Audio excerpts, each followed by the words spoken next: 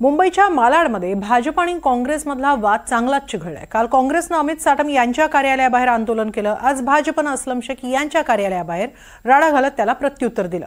अमित साटम आणि असलम शेख यांच्यातील राजकीय राडा नेमका का पेटलाय पाहूया एक रिपोर्ट।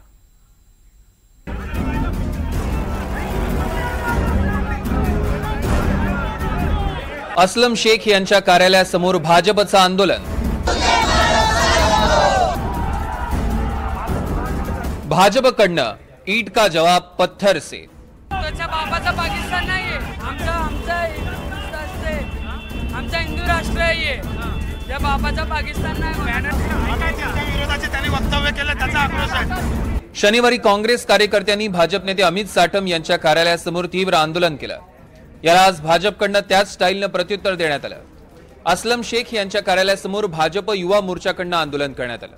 मंत्री मंगल प्रभात लोढा यांना कुटुंबासह जीवे मारण्याची धमकी दिल्याचा आरोप भाजप युवा मोर्चाने केलाय। माझं म्हणणं एक आहे, तो देशचा गद्दार आहे, हा देशाचा गद्दार आहे। हा बांगलादेश रोही देशांना म्हणून इथे मतपेटी वाढवलेली आहे, अजून काही करत नाही। सरकारी जमिनीवरती कब्जा करण्याचा प्रयत्न करून एलवानी यांचं मत जे पेटी आहे ती वाढवण्याचं काम चालू आहे।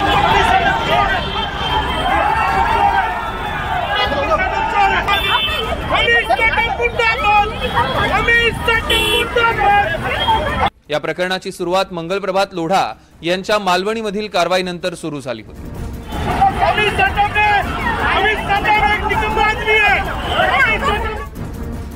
मंत्री मंगल प्रभात लोढा यांच्या आदेशाने मालवणी परिसरातील अनधिकृत बांधकामावर तोडक कारवाई करण्यात आली। मालवणीतील हजारो रोहिंगे आणि घुसखोर बांगलादेशींविरोधात ही कारवाई असल्याचं लोढांनी सांगितलं होतं। प्रशासनाने या भागात 9000 चौरस मीटर परिसर अतिक्रमण मुक्त केला। लोढांच्या आदेशावरून झालेल्या कारवाईवर काँग्रेस आमदार असलम शेख यांनी टीका केली।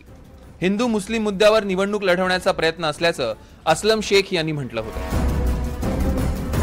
या कारवाईवरून असलम शेख यांनी आपल्या मतदारसंघातील एका सभेत आपलं मत व्यक्त केलंय।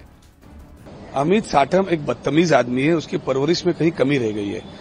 एक प्रतिनिधि ने किस तरीके से बात करना चाहिए, और भारतीय जनता पार्टी ने अब जिसको अध्यक्ष बनाया उनको थोड़ा सा बात करने की तमीज भी सिखाना चाहिए।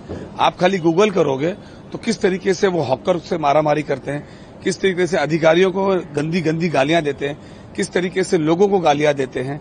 तो ऐसे आदमी को अध्यक्ष बना के भारतीय जनता पार्टी इस मुंबई शहर को क्या देना चाहती है ये दिखाई देता है। असलम शेख यांच्या याच व्हिडिओवरनं मंगल प्रभात लोढांनी पोलिसांकडे तक्रार दाखल केली। लोढा यांनी आपल्या कुटुंबाला संपवण्याची धमकी देण्यात आल्याचं पोलीस तक्रारीत सांगितलं। याबाबत मुंबई पोलीस आयुक्त देवेन भारती यांनाही पत्र लिहिलं। दरम्यान लोढा आणि शेख यांच्या वादात अमित साटम यांनीही उडी घेतली आणि असलम शेख यांच्याबाबत वादग्रस्त विधान केलं। असलम शेख नावाच्या पाकिस्तानच्या औलादीने लोढाजींवरती गंभीर अशा प्रकारचा हल्ला चढवलेला आहे, त्यांना धमकी दिलेली आहे, त्यांना आणि त्यांच्या संपूर्ण परिवाराला संपवण्याची धमकी दिलेली आहे। आपल्या माध्यमातून आम्ही असलम शेखला सांगू इच्छितो की असलम शेख, आपल्यासारख्या पाकिस्तानच्या औलादीला आम्ही अजिबात भीक घालत नाही। तुम्ही ज्या प्रकारे मालवणी पॅटर्न त्या मालाडमध्ये जो चालवलेला आहे तो मालवणी पॅटर्न उखडून फेकल्याशिवाय आम्ही गप्प बसणार नहीं। अमित साटम एक बदतमीज आदमी है, उसकी परवरिश में कहीं कमी रह गई है। एक प्रतिनिधि ने किस तरीके से बात करना चाहिए, और भारतीय जनता पार्टी ने अब जिसको अध्यक्ष बनाया उनको थोड़ा सा बात करने की तमीज भी सिखाना चाहिए। आप खाली गूगल करोगे तो किस तरीके से वो हॉकर से मारामारी करते हैं, किस तरीके से अधिकारियों को गंदी गंदी गालियां देते हैं, किस तरीके से लोगों को गालियां देते हैं। तो ऐसे आदमी को अध्यक्ष बना के भारतीय जनता पार्टी इस मुंबई शहर को क्या देना चाहती है ये दिखाई देता है। अमित साटम आणि असलम शेख यांच्यातला वाद चांगलाच पेटलाय, पण या वादाला हिंदू विरुद्ध मुस्लिम द्वेषाची किनार आहे। त्यामुळे हाच वाद आगामी महापालिका निवडणुकीचा मुद्दा होणार आहे अशी चिन्ह दिसताय। Bureau report, NDTV Marathi, Mumbai. Amit Satam एक गद्दार आदमी है।